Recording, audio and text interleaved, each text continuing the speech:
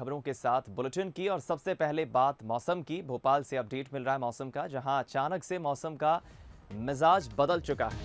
राजधानी भोपाल सहित प्रदेश के कई जिलों में हल्की बूंदाबांदी हो रही है।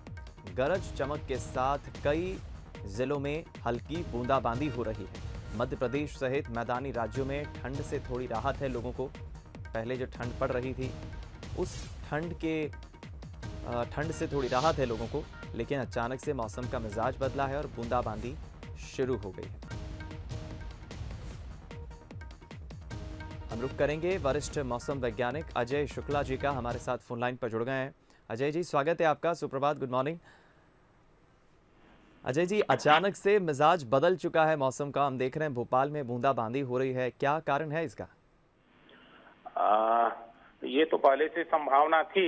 एक्चुअल में बंगाल की खाड़ी से जो है हवाएं आ रही हैं, जो अपने साथ मॉइस्चर लेके आ रही हैं, आर्द्रता लेके, और ऊपर से मतलब नॉर्थ इंडिया से जो है पश्चिमी हवाएं हैं। तो दो अलग अलग प्रकृति की हवाएं हैं। नीचे से आपका दक्षिणी हवाएं, ऊपर से उत्तरी हवाएं हैं। तो ये दोनों हवाओं का जो है आपस में मिलन हो रहा है, जिसके कारण ये स्थिति बन रही है। और ये पूरे मध्य प्रदेश में, विशेषकर पूर्वी मध्य प्रदेश में इसकी ज्यादा स्थिति है और कहीं कहीं ओले पड़ने की भी संभावना है। आगामी 3 दिनों में ये स्थिति रहेगी।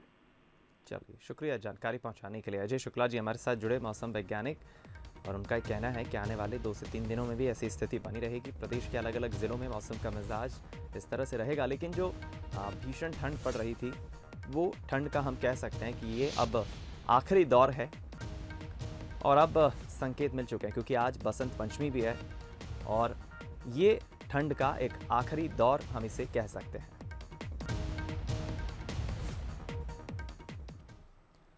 मध्य प्रदेश के 1 लाख परिवारों को आज नए आवास मिलेंगे। प्रधानमंत्री आवास योजना के तहत 1 लाख नए आवासों में हितग्राहियों को गृह प्रवेश कराया जाएगा। केंद्रीय गृह मंत्री अमित शाह और CM Shivraj Singh Chouhan video conferencing के जरिए आवासों का लोकार्पण करेंगे और हितग्राहियों को गृह प्रवेश कराएंगे। सागर जिले के जमुनिया गांव के रहने वाले हितग्राही नेपाल से अमित शाह और शिवराज सिंह चौहान चर्चा करेंगे। अब तक प्रदेश में 18 लाख से ज्यादा आवास बन चुके हैं। कोरोना काल में ही प्रदेश में 3 लाख आवास बनकर तैयार हो चुके हैं।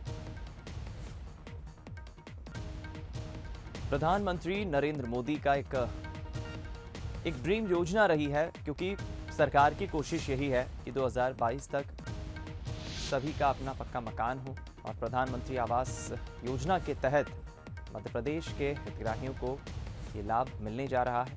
आज वीसी के जरिए, वीडियो कॉन्फ्रेंसिंग के जरिए लोगों के घरों का लोकार्पण करेंगे मुख्यमंत्री शिवराज सिंह चौहान और गृह मंत्री अमित शाह, और लोगों का गृह प्रवेश कराएंगे। अब तक 18 लाख मकान बन चुके हैं।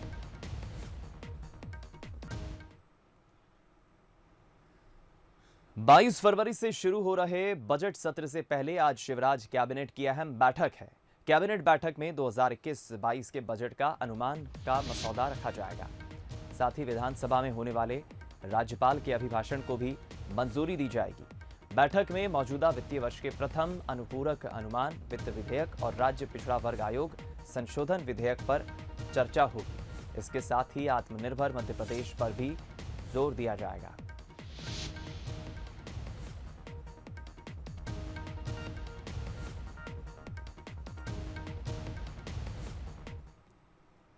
दिल्ली में 21 फरवरी को बीजेपी के सभी पदाधिकारियों, प्रदेश अध्यक्षों और राज्य प्रभारियों की बैठक बुलाई गई है। बैठक में प्रधानमंत्री नरेंद्र मोदी भी शामिल होंगे। 5 राज्यों में होने वाले चुनाव को लेकर चर्चा के लिए बैठक बुलाई गई है। प्रधानमंत्री के अलावा केंद्रीय गृह मंत्री अमित शाह भी इस बैठक में शामिल हो सकते हैं। कोरोना महामारी के बाद बीजेपी नेताओं की यह पहली बैठक है जहां सभी फिजिकली हाजिर होंगे। बैठक दिल्ली के एनडीएमसी कन्वेंशन सेंटर में होगी।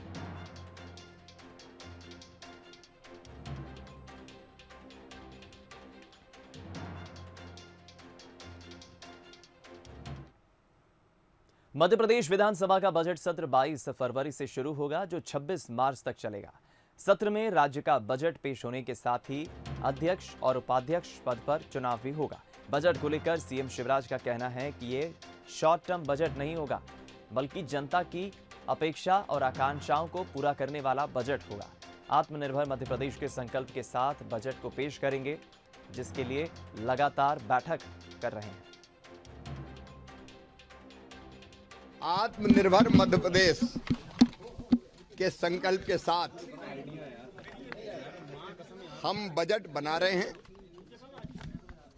बजट पर रोज चर्चा चल रही है। आज शाम को फिर मैं बैठूंगा। ये रूटीन बजट नहीं होगा। जनता की आशाओं आकांक्षाओं को पूरा करने वाला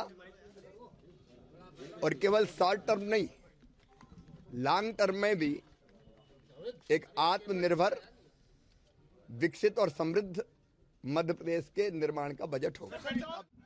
वहीं गृह मंत्री नरोत्तम मिश्रा ने भी बजट को लेकर कहा कि बजट में सभी वर्गों का ध्यान रखा जाएगा। कोरोना के बाद बजट आ रहा है, इसलिए खास है। इसलिए गृह मंत्री नरोत्तम मिश्रा ने आगे कहा कि खर्च कटौती बजट में नहीं है। ये बजट खास इसलिए भी है कि ये लॉकडाउन, कोरोना के बाद आ रहा है और इतने बड़े आर्थिक अवरोधों के बाद एक सार्थक और सभी वर्गों का ध्यान रखते हुए ये बजट लाया जाएगा, ऐसी मैं उम्मीद करता हूं। ये तो सतत चलने वाली प्रक्रिया, पर मुझे नहीं लगता कि इस तरह का कुछ होगा। ये मेरी संभावना है। इधर मध्य प्रदेश में बीजेपी के प्रदेश अध्यक्ष के 1 साल पूरे होने पर मुख्यमंत्री शिवराज सिंह चौहान ने उनके निवास जाकर मुलाकात की। उसके बाद गृह मंत्री नरोत्तम मिश्रा ने भी उनके निवास जाकर शुभकामनाएं दी। वीडी शर्मा ने 1 साल में कुशल संगठक की भूमिका निभाई। यूथ को आगे लाने की बात हो या फिर चुनाव में बीजेपी के परचम लहराने की बात, सभी में वीडी शर्मा ने अपनी कुशल संगठन नीति से सफलता पाई है। 1 साल पूरा होने पर बेहद सादगीपूर्ण दिन रहा। ना घर में ढोल धमाके बजे और ना ही कार्यकर्ताओं का हुजूम था। बड़ी संख्या में बैनर पोस्टर भी नजर नहीं आए। बेहद सादगी से वीडी शर्मा सबसे शुभकामनाएं स्वीकार करते रहे।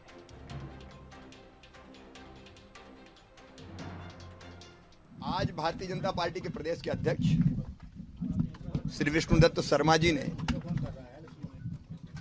अपने कार्यकाल का एक यशस्वी वर्ष पूरा किया है। उनका 1 वर्ष का ये कार्यकाल पार्टी के लिए स्वर्णिम कार्यकाल रहा है। मुझे प्रसन्नता है कि हम लगातार अपने लक्ष्य की तरफ आगे बढ़ रहे हैं। मैं वीडी शर्मा जी को बधाई भी देता हूं। वो और यशस्वी हों और भारतीय जनता पार्टी का आदर्श संगठन हिंदुस्तान में, मध्य प्रदेश का नाम लिया ही जाता है, लेकिन आइडियल संगठन और सरकार मध्य प्रदेश में चला, यह हमारा संकल्प। बीजेपी के कुनबे में लगातार बढ़ोतरी हो रही है। अब एक और विधायक ने बीजेपी में शामिल होने का ऐलान किया है। सुसनेर से निर्दलीय विधायक राणा विक्रम सिंह बीजेपी में शामिल होंगे। राणा विक्रम सिंह ने फेसबुक पर पोस्ट डालकर ये जानकारी शेयर की है। सोमवार को वे सीएम शिवराज सिंह चौहान और बीजेपी प्रदेश अध्यक्ष वीडी शर्मा से मुलाकात करने पहुंचे। उनके मुताबिक 28 फरवरी को वे बीजेपी में शामिल होंगे। बता दें कि मार्च 2020 में बीजेपी की सत्ता का सफर एक साथ 22 कांग्रेस विधायकों के इस्तीफे देकर बीजेपी में शामिल होने के बाद शुरू हुआ था। उपचुनाव तक ये संख्या 26 तक पहुंच गई थी। चुनाव की घोषणा के ठीक पहले एक और कांग्रेस विधायक राहुल सिंह लोधी ने बीजेपी का दामन थाम लिया था और अब एक और निर्दलीय विधायक बीजेपी में शामिल होने जा रहे हैं, यानी अब आंकड़ा 27 पहुंच जाएगा। उपचुनाव में बीजेपी ने 19 सीटें जीती थी। उसके बाद 1 सीट पर उपचुनाव बाकी है।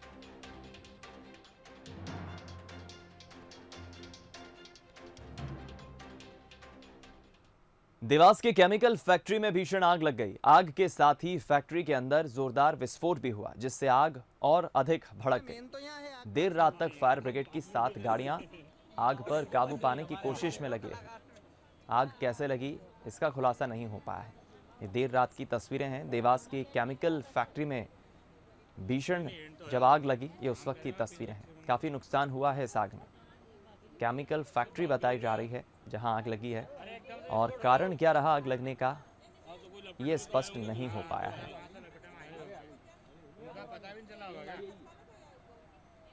फायर ब्रिगेड की 7 गाड़ियों ने इस आग पर काबू पाने का प्रयास किया।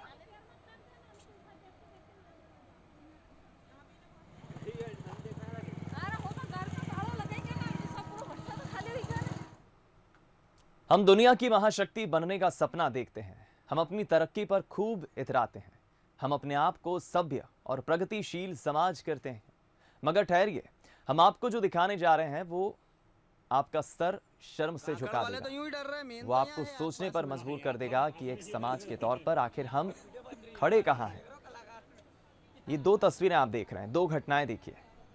ये 2 घटनाएं सामने आई है जिन्होंने एक झटके में हमारे सारे मुगालते ध्वस्त कर दिए। आपको स्क्रीन पर ये जो 2 तस्वीरें हम दिखा रहे हैं, पहली तस्वीर इंदौर की है जहां एक बूढ़ी महिला दर्द से कराह रही है और अस्पताल जाने से इनकार कर रही है। तो दूसरी तस्वीर जबलपुर की है जहां कुत्तों ने एक मासूम बच्ची को नोच नोच कर मार डाला। पहली तस्वीर में बेबस बुढ़ापा है जिसे अस्पताल कसाई खाना लगता है और वो वहां जाने को तैयार नहीं है, और दूसरी तस्वीर में मासूम बचपन है जिसे हमने कुत्तों के सामने छोड़ दिया। हमारा सिस्टम इन दोनों की ही सुरक्षा में नाकाम है। दोनों तस्वीरों को इक्का दुक्का घटनाएं कहकर नकारा भी जा सकता है, लेकिन क्या ये तस्वीरें और इन दोनों घटनाओं की गंभीरता आपको अंदर तक हिला नहीं देती है? क्या ये ज़रूरी नहीं हो जाता कि बड़ी बड़ी बातें करने वाले हमारे रहनुमा इन बुनियादी सवालों पर भी बैठकर सोचें कि आखिर इस तरह की घटना क्यों हो रही है?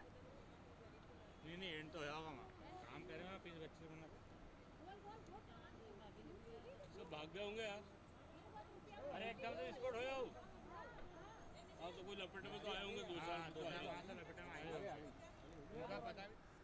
खबर भिंड से है जहां एक्सीडेंट की भरपाई न कर पाना एक युवक को भारी पड़ा। पीड़ित पक्ष के लोगों ने युवक की जमकर धुनाई की। पूरी घटना सीसीटीवी में कैद हो गई। बड़ी मशक्कत के बाद विवाद को शांत कराया गया। पुलिस पहुंची बीच बचाव करने के लिए। एक्सीडेंट के बाद मारपीट करा, दारू पियोगे? दारू पिए।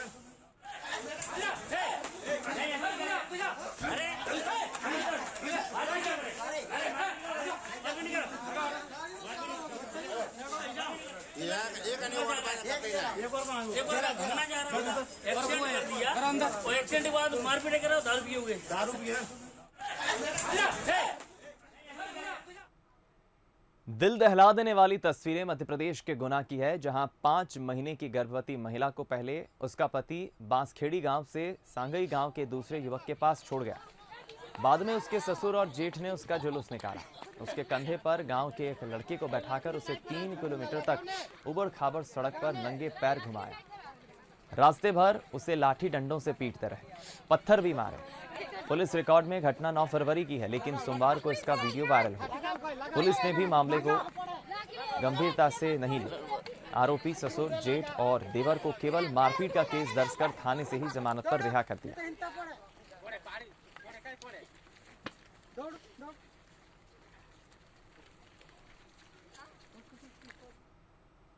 शहडोल में सर्चिंग के लिए गई पुलिस टीम पर जानलेवा हमला हुआ। पुलिस टीम पर पथराव के साथ पुलिस टीम पर कुत्ते भी छोड़ दिए गए। बता दें कि जुआरियों पर कार्रवाई करने पुलिस पहुंची थी। आरोपी राजेश चौधरी के मकान पर जुआ चल रहा था। जैसी पुलिस टीम ने दबिश दी, आरोपियों ने पुलिस पर हमला कर दिया। हमले में चौकी प्रभारी आराधना तिवारी, एसआई आशीष झरिया घायल हुए। वहीं पुलिस ने 9 जुआरियों को गिरफ्तार कर लिया है। 4 अब भी फरार हैं।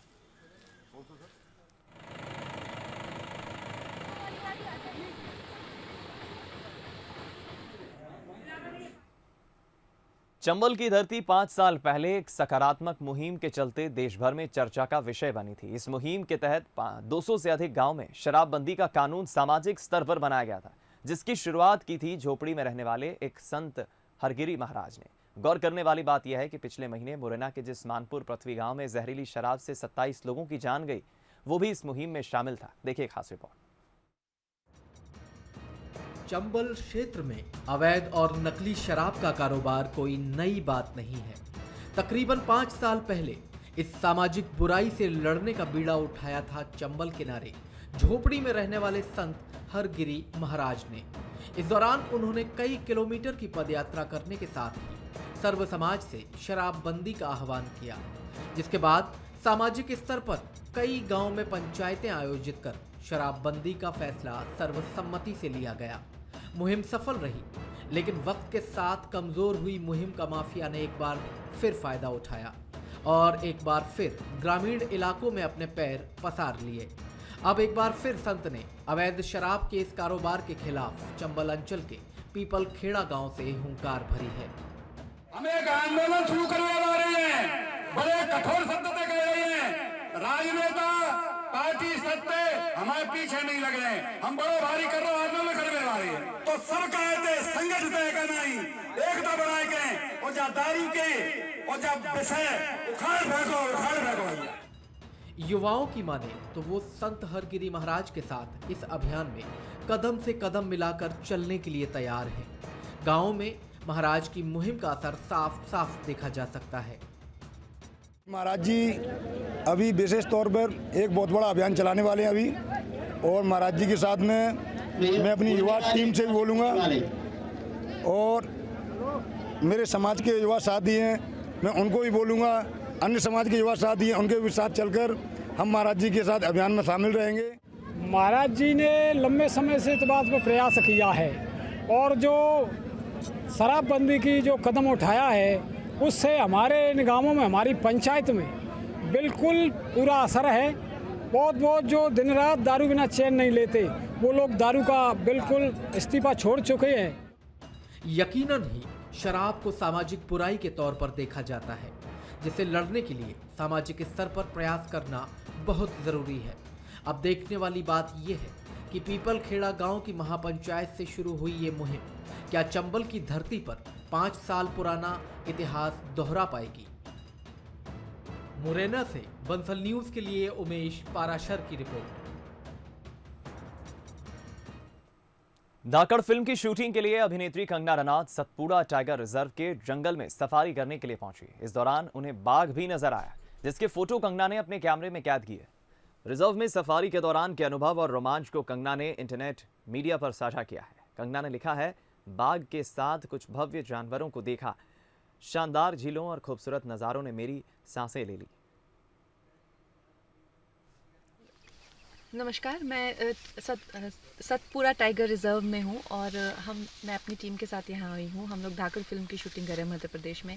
और दोस्तों, इतना कमाल का माहौल है। आप जरा कैमरा पैन करेंगे इस तरफ, आप देख सकते हैं कि जो टाइगर रिजर्व, ये जो जंगल है, ये इतना खूबसूरत है कि मुझे यकीन नहीं हो रहा है कि हिमाचल से ज़्यादा खूबसूरत भी जगह है इंडिया में। मगर यहाँ पे आके हमने ना कि सिर्फ टाइगर्स देखे, जबकि यहाँ पे और भी सांभर, जैसा मैंने कभी कोई पशु पहले नहीं देखा था, बहुत सारे हिरन देखे, बियर देखे और पीकॉक्स देखे। और उसके साथ में जो लैंडस्केप है, जो वाटर बॉडीज़ हैं, जितना खूबसूरत लेक्स हैं और जितनी खूबसूरत झरने हैं, it's beautiful. Please do visit and support this beautiful place. Thank you. Ayodhya में बनने वाले भव्य राम मंदिर के लिए देश भर में समर्पण निधि अभियान चलाया जा रहा है। इसी बीच डिंडोरी जिले के गाड़ासराई के सईद अंसारी ने राम मंदिर निर्माण के लिए 51,000 रुपए का दान दिया है। सईद ने सामाजिक समरसता दिखाते हुए बीजेपी जिला अध्यक्ष को मंदिर निर्माण के लिए 51,000 रुपए की राशि सौंपी है। बीजेपी जिला अध्यक्ष का कहना है कि डिंडोरी जिले में मंदिर निर्माण में अन्य समाज के लोग भी आगे आ रहे हैं और मंदिर निर्माण में अपनी सहभागिता निभा रहे हैं।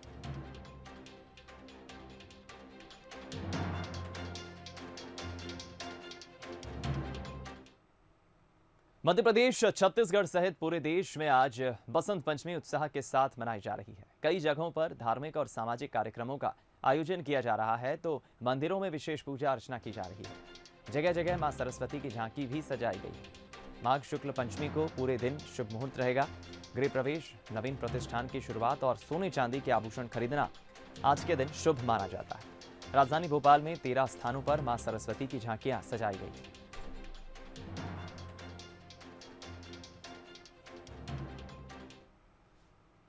धार की भोजशाला में मंगलवार को बसंत पंचमी का पर्व पूरी धूमधाम के साथ मनाया गया। बसंत पंचमी का पर्व 5 दिन तक चलेगा, जिसमें रोजाना धार्मिक और सांस्कृतिक कार्यक्रम होंगे। बसंत पंचमी को लेकर भोजशाला में बड़े स्तर पर तैयारियां की जा रही हैं। सुबह 7 बजे से हवन पूजन का कार्यक्रम शुरू होगा, जो शाम तक चलेगा। इस दौरान शोभा यात्रा निकाली जाएगी और धर्म सभा का भी आयोजन होगा।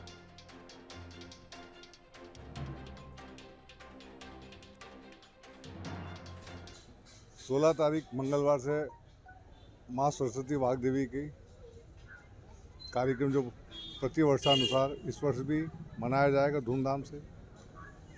सुबह माँ सरस्वती मंदिर भोजशाला में हवन पूजा होगी।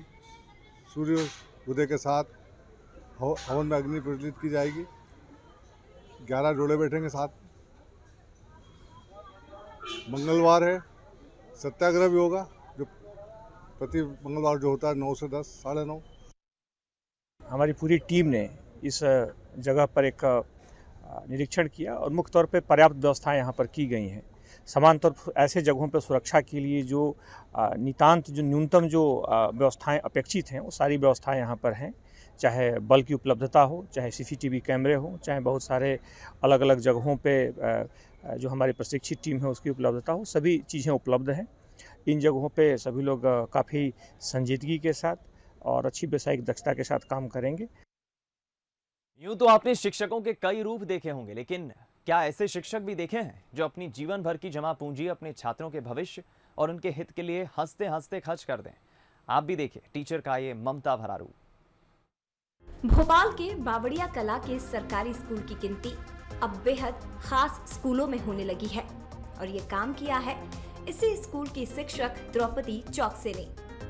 द्रौपदी चौकसे ने बच्चों की सहूलियत के लिए अपनी जिंदगी भर की जमा पूंजी खर्च कर दी और इसका नतीजा ये है कि जो बच्चे पहले धूप में बैठकर खाना खाते थे, वो आज आराम के साथ भोजन कक्ष में बैठकर भोजन करते हैं। हमारे जो बच्चे हैं छोटे छोटे, उनको सरकार ने मध्याह्न भोजन शुरू करवाया, लेकिन उनको ना बैठने की जगह नहीं थी। तो फिर हम लोगों ने सबने विचार किया, हमारे टीचर्स भी बड़े दुखी होते थे, कभी वो ग्राउंड में बैठ रहे हैं, कभी अंदर क्लासेस में बैठते हैं। हम लोगों का शेड बनाने का विचार हुआ कि शेड बनाए, लेकिन फिर वो जम नहीं पाया। फिर मैंने अपने बच्चों से घर में बात की, तो बच्चे बोले, मेरा बड़ा बेटा, कि नहीं मम्मी आप छत वाला बनवा के दीजिए। तो जिसकी जो हैसियत है या जिसका जितना मन है, अपनी अनुसार बच्चों के लिए कुछ करें तो बहुत अच्छी बात होगी। द्रौपदी चौकसे बताती हैं कि स्कूल में मध्याह्न भोजन के दौरान बच्चों के बैठने की व्यवस्था नहीं थी। कभी धूप में तो कभी पेड़ के नीचे बैठकर बच्चे भोजन करते थे। परेशानियों के बीच खाना खाते देख उन्होंने फैसला किया कि वो एक ऐसा हॉल बनवाएंगी जिससे बच्चों की परेशानियां ही दूर हो जाएं। और उन्होंने 12 लाख की लागत से भोजन कक्ष का निर्माण करा दिया। ऐसी शिक्षिका पर बहुत गर्व है जो बच्चों की हालत देख के, कि बच्चे बरामदे में खाना खा रहे हैं, क्लासरूम में खाना खा रहे हैं, कई छोटे बच्चे होते हैं, कभी गिर भी जाता है, तो ऐसे देख के मतलब मैडम को बड़ा दुख लगता था। फिर एक दिन मैडम ने चर्चा की तो उन्होंने बताया कि मैं चाह रही हूँ कि करवाती हूँ। तो उन्होंने घर पे बात की तो उनके पति और बच्चे भी मतलब तैयार हो गए इतने बड़े नेक काम के लिए। तो मैं तो बहुत खुश हूँ, अब बच्चे मध्याह्न भोजन कक्ष में बैठ के खाना खाएंगे। मैडम की दरियादिली से बच्चे भी काफी खुश हैं और मैडम को थैंक यू कहना नहीं भूलते। तो वहीं स्कूल की प्रिंसिपल को भी खुद पर गर्व होता है कि उनके स्कूल में द्रौपदी चौकसे जैसी टीचर हैं। मुझे बहुत अच्छा लगता है कि ये शेड बन गया और मैम बहुत अच्छी है कि हमारे लिए इतना सब कर रही हैं, वैसे कोई करता नहीं है इतना सब। तो मैं थैंक यू कहना चाहूँगी मैम को कि आपने इतना हमारे लिए इतना सोचा और इतना सब हमारे लिए किया। मतलब बहुत इजीली हो गया है सब। पहले बच्चे परेशान होते थे, क्लासेस में खाना गिर जाता था, गंदगी भी हो जाती थी थोड़ा, मतलब खाना गिर जाता था, अनाज पैर में आता था। इतना अच्छा शेड बन चुका है तो मतलब हमें परेशानी बिल्कुल भी नहीं होती। इतने अच्छे से जो मैम ने शेड बनवा दिया बिना किसी प्रॉब्लम के, अब हम सब खाना खा सकते हैं अच्छे से और बहुत मज़ा आता है स्कूल में। और हमारी टीचर का बहुत बहुत धन्यवाद हम सब मिलके करते हैं कि उन्होंने इतना अच्छा करवाया हम लोगों के लिए। कहते हैं कि केवल एक माँ ही अपने बच्चों की तकलीफों को दूर करती है, उन पर अपनी ममता की छाया करती है। लेकिन द्रौपदी चौकसे एक शिक्षक के साथ साथ माँ की ममता भी बच्चों पर बरसा रही है और ममता की मिसाल बन गई है। द्रौपदी चौकसे करीब 4 महीनों में स्कूल से रिटायर हो जाएंगी, लेकिन उनकी जीवन भर की मेहनत से बना ये भोजन कक्ष हमेशा यहाँ आने वाले हर छात्र को उनके होने का एहसास दिलाता रहेगा। गुरुरु ब्रह्मा गुरुरु विष्णु गुरुरु देवो महेश्वरा गुरुर साक्षात परब्रह्म तस्मै श्री गुरुवे नमः। इसे चरितार्थ कर दिखाया है द्रौपदी चौकसी जी ने, जो कि इसका जीता जागता उदाहरण भी है। उन्होंने बताया है कि केवल एक शिक्षक की भूमिका शिक्षा के मंदिर तक, ये कक्षा तक सीमित नहीं है, बल्कि वो चाहे तो अपने कदम से कई छात्रों का भविष्य संवार सकती है। और जब छात्र इस शेड में बैठकर जब भी भोजन करेंगे, उन्हें अपनी प्रिय शिक्षक के आंचल का एहसास हमेशा